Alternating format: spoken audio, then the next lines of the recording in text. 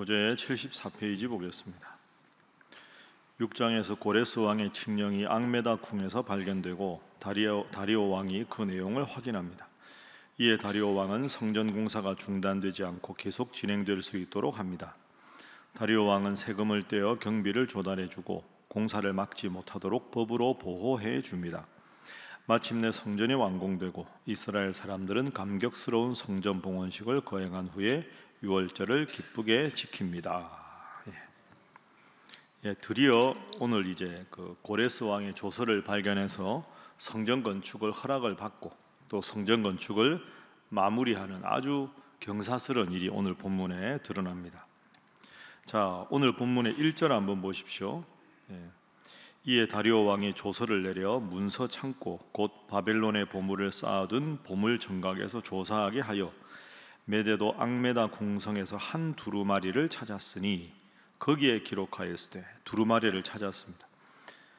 고레스 왕 원년에 조서를 내려 이르기를 예루살렘에 있는 하나님의 성전에 대하여 이르노니 이 성전 곧 제사 드리는 처소를 건축하되 지대를 견고히 쌓고 그 성전의 높이는 60규빗으로 너비도 60규빗으로 하고 큰 돌 3켜에 새 나무 1켜를 놓으라. 그 경비는 다 왕실에서 내리라. 자, 오늘 본문의 1절부터 4절이 우리가 며칠간 살펴보았지만 매우 중요합니다. 70년 만에 돌아온 사람들은 성전 건축을 시작했고 그 땅에 살던 다른 신을 섬기고 이방신을 함께 섬기던 사람들은 이 일에 자신들이 함께 하지 못하게 하자 앙심을 품고 바벨론 왕 다리오에게 건의문을 올려서 상소를 올려서 저들이 지금 성전과 성벽을 지어서 반역을 꾀하고 세금을 내지 않으려고 한다. 다리오 왕이 성전 건축을 중지시켰습니다. 그러니까 지금 분위기가 아주 묘한 분위기가 된 거죠. 왜 그런데 성전 공사를 재개하니까 왜 재개하느냐? 분명히 다리오 왕께서 그렇게 말씀하셨습니다. 그러면 관건은 과연 그 전대 왕이었던 다리오 고레스 왕이 성전 건축을 명령하고 허락했던 왕의 칙령이 있느냐? 그게 있으면 건축을 재개한 것이 공인이 되는 것이고 그게 없으면 정말로 돌아온 예루살렘의 성에 살던 사람들은 큰 위기에 봉착하는 것이죠. 그게 어제 5장까지 말씀이었. 오늘 6장의 2절에 한 두루마리를 찾았다. 그리고 3절에 고레스 왕 원년의 조서에서 성전을 건축하라. 4절에 비용은 왕실에서 내겠다. 어떻게 보면 이게 더 좋은 일이 생긴 겁니다. 성전 건축을 허락하노라까지가 조서가 아니고 성전 건축을 허락하면서 그 성전 건축에 필요한 경비를 4절에 왕실에서 내겠다. 그러면 여러분 성전 건축 경비가 얼마나 많이 듭니까? 그 모든 것도 다 고레스 왕이 허락을 했기 때문에 지금 다리오 왕은 그 칙령에 따라서 경비를 자신들이 다 내는 겁니다. 그러니까 이게 전화위복 아닙니까?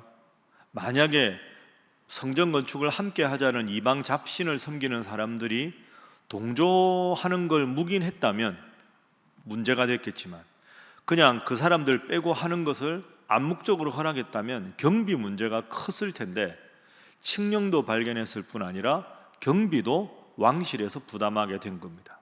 정말로 하나님의 은혜라고 말할 수 있죠. 자, 그러면 여기까지 딱 본문을 살펴보았을 때 중요한 점이 있습니다. 어제도 우리가 말씀의 기도 제목을 나누었지만 성전 건축을 하려는 마음은 참 좋은 마음이었는데 하나님 기뻐하시는 일이라고 그 일을 시작했는데 뜻밖의 반대에 부딪혀서 16년간 성전 건축이 중지가 되었습니다. 어제 우리가 어떤 기도 제목을 나누었습니까? 하나님이 기뻐하시는 일을 해도 때로는 뜻밖의 어려움과 난관에 부딪힐 수 있다. 자, 그러면 이 16년 동안에 우리는 결론을 알고 있지만 그 성전 건축을 처음 하던 사람들 사이에서도 다양한 의견이 분분해하지 않았겠습니까? 어떤 사람들은 지금 당장 공사를 시작해야 된다. 바사왕 눈치 볼 거 없다. 이런 사람도 있을 것이고 순리대로 좀 더 기다렸다가 칙령을 발견한 후에 하자 하는 사람도 있을 것이고, 또 한편 이런 사람들이 분명히 있었을 겁니다. 성전 건축은 때가 아니다. 하나님 원하시지 않는 일이다. 이건 괜히 우리 의욕만 앞선 것이다. 아니, 하나님이 원하시는 일이면 이렇게 뜻밖의 어려움이 생길 일이 있느냐? 하나님께서 성전 건축을 허락하고 기뻐하지 않으신다는 사람들도 분명히 많았을 겁니다. 여러분 생각해 보세요. 성전 건축하다가 중지가 됐는데 이게 16년이 될지 1년이 될지 20년이 될지 그 당시에는 아무도 모르는 거 아닙니까? 그러면 건축이 중지된 지 1년 지나고 2년 지나고 3년 지나면서 점점 하나님 뜻이 아니었을 것이라고 생각하는 사람들이 훨씬 많았을 겁니다. 그런데 중요한 건 그런 사람들보다 하나님 원하시는 일이라고 생각하는 사람들의 숫자가 여전히 줄어들지 않았던 겁니다. 그러니까 조서를 확인하는 과정까지 거친 거죠. 그래서 오늘 본문이 우리에게 주는 중요한 교훈이 있습니다.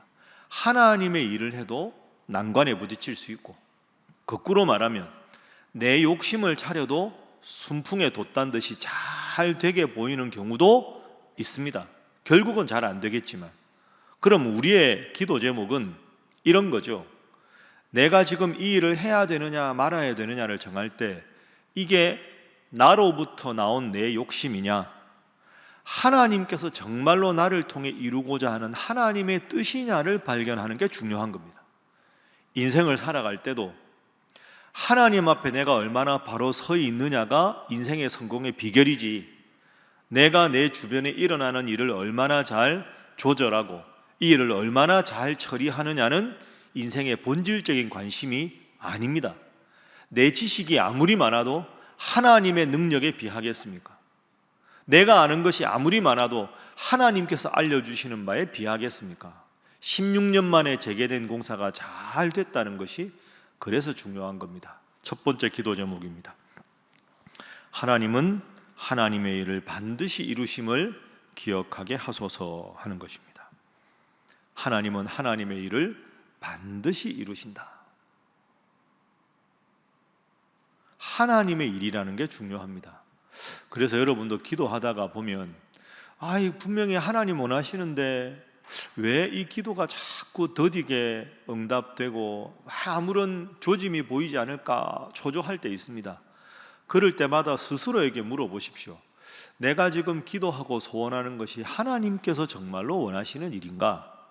아니면 내가 내 욕심을 자꾸 부리면서 하나님의 뜻이라고 스스로 욕심을 미화하고 투영하는 것은 아닌가?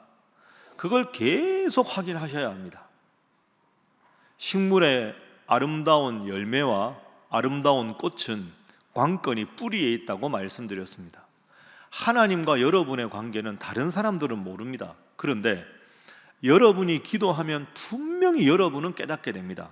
이게 내 욕심인지 하나님이 주신 마음인지. 그게 헷갈리시면 그것만 붙잡고 기도하십시오. 하나님이 주신 마음이면 16년간 지체되어도 하나님은 반드시 하나님의 때 이루어 주시는 줄로 믿습니다. 새벽마다 기도하실 때 수시로 변하는 상황에서 기도하실 때마다 늘 하나님의 뜻인가? 하나님이 이 기도를 기뻐하시는가? 그걸 늘 물으셔야 합니다. 그것만 되면 하나님이 나머지는 다 알아서 해주신다. 그게 오늘 본문의 칙령을 발견한 중요한 교훈입니다. 시편 기자의 고백대로 여러분 기도하실 때 여러분의 입술의 모든 말과 여러분의 마음의 모든 묵상이 주님께 연락되는, 그래서 기도의 능력을 체험하는 여러분 되시기를 주님 이름으로 축복합니다. 자, 우리가 4절까지 살펴보았습니다. 다 왕실에서 경비를 내라. 참 은혜롭죠. 여기에서 더 나아갑니다. 5절 보십시오. 5절 함께 읽어봅니다. 시작. 또 느부갓네살이 예루살렘 성전에서 탈취하여 바벨론으로 옮겼던 하나님의 성전 금, 은 그릇들을 돌려보내어 예루살렘 성전에 가져다가 하나님의 성전한 각기 제자리에 둘지니라 하였더라. 아멘. 더 큰 힘을 받았습니다. 5절에 느부갓네살이 예루살렘 성전에서 탈취하여 바벨론으로 옮겼던 것, 느부갓네살 왕이 남유다를 멸망시킨 바벨론의 왕 아닙니까? 기원전 586년에 그때 멸망시키면서 그 다윗 솔로몬이 모아놓았던 그 엄청난 금은 성전에 있던 모든 기구들을 다 가져다가 바벨론으로 가져갔거든요. 그게 정말 엄청난 것입니다. 그런데 그것들을 다리오 왕이 뭐라고 합니까? 돌려보내라. 다 돌려주어라. 예루살렘 성전에 가져다가 하나님의 성전한 각기 제자리에 둘지니라. 그럼 여러분, 이게 어떤 말입니까? 성전 건축하는 막대한 모든 경비는 다 바사 왕실에서 내고, 성전을 다 건축해도 그 안에 있는 모든 기물들, 거의 대부분 금과 음으로 했던 그 값비싼 모든 성전의 기물들은 새로 만들어야 되는데, 다리오 왕이 그때 우리가 바벨론, 우리가 바사가 점령할 때 느부갓네살 왕의 그 보물 창고에 있던 거 있지, 성전기구 전부 다 돌려보내 주어라. 이건 고레스 왕의 칙령에 없던 것만 아니. 그런데도 하나님께서 마음을 주시니까 이걸 다 돌려보냅니다. 여기서 또 끝이 아닙니다. 7절 보십시오. 하나님의 성전 공사를 막지 말아라. 총독에게 편지를 보냅니다. 유다 총독과 장로들이 이 하나님의 성전을 제자리에 건축하게 하라.